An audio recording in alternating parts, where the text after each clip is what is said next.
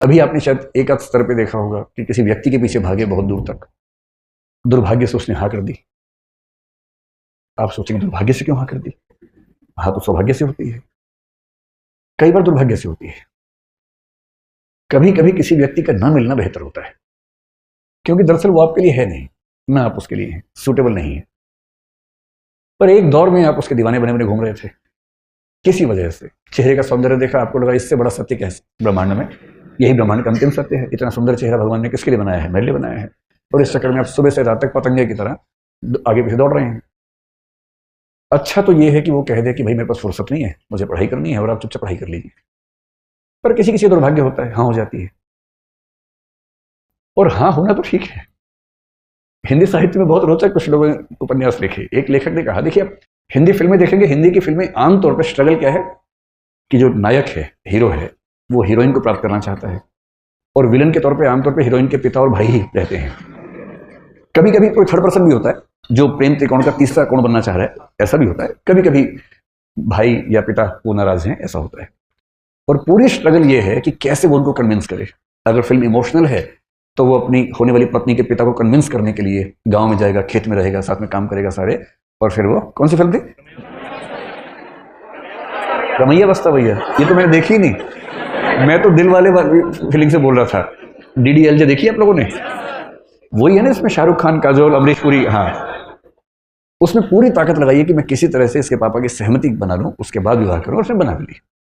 अंत में मतलब वो ट्रेन पे है, सिमरन खड़ी है, और तब अंततः उसके पापा का हृदय परिवर्तन हुआ और पापा ने कहा जा सिमरन जा, जी ले अपनी जिंदगी, है ना।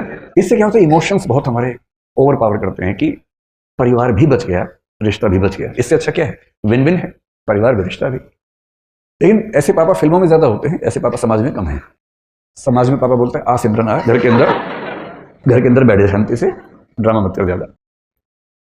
तो लेकिन एक उपन्यासकार ने बड़ी अच्छी बात कही। उसने कहा कि कहानियां पढ़ के लगता है कि सारी स्ट्रगल विवाह तक की है, और हिंदी की फिल्मों का, अधिकांश फिल्मों का जो अंतिम दृश्य होता है उसमें हीरो हीरोइन की शादी हो रही होती है, मंडप सजा होता है, फूल बरसाए जा रहे होते हैं, और उसके बाद द एंड लिखा हुआ आता है। जबकि वो द एंड नहीं है, वो द बिगिनिंग है। क्राइसिस तो अब शुरू हुआ है। ये क्राइसिस नहीं है, इंटरवल है, 2-4 महीने का इंटरवल है जब चीजें ठीक लगती हैं। उसके बाद का जो क्राइसिस है, बड़ा क्राइसिस है। किसी एक व्यक्ति के साथ 24 घंटे रहना, उसकी बहुत सारी आदतें जो आपको नहीं अच्छी लगती, आपकी बहुत सारी हरकतें, आदतें जो उसे नहीं अच्छी लगती हैं, एडजस्ट करना। कभी कभी मन विद्रोह करता है, झगड़ा करता है, मन करता है कि इसके साथ रहने के लिए मैंने इतनी स्ट्रगल की, अपने घर से झगड़ा किया। प्रेम विवाहों के विफल होने के मामले आमतौर पर इसलिए होते हैं क्योंकि आपने जितनी हसीन कल्पनाएं कर ली थी, जिंदगी उतनी हसीन होती नहीं है। जब तक प्रेमी प्रेमिका है, जिंदगी बड़ी हसीन है। क्यों? करना क्या है? बाइक पे घूमना है, आइसक्रीम खानी है, गप्पे मारनी है, तो स्ट्रगल तो है नहीं। लेकिन विवाह के बाद तो फिर किराया भी देना है घर का, आटा भी खरीद के लाना है, दाल भी लेके आनी है, और एक दूसरे की कड़वी बातें भी सुननी है, जो पहले तो मीठी मीठी बातें होती थी। एक दूसरे को मेकअप के बिना भी देखना है, जो नेचुरल पोज है वो भी देखना है। अभी तक तो वो देखा गया जो बहुत अच्छे से बनाया गया था। दिन में 1 घंटे के सौंदर्य के लिए 3 घंटे तपस्या की गई थी, केवल वो 1 घंटा देखा था। अब तो बिना पानी, बिना धूप, वो जो मूल रूप है, अब तो वो भी सामने आएगा। हाँ, मेरी भी लव मैरिज है। मतलब जब कोई व्यक्ति कहे तो कुछ हिस्सा तो अपने अनुभव से आता ही होगा उसका। सीधी सी बात है, इसमें क्या है।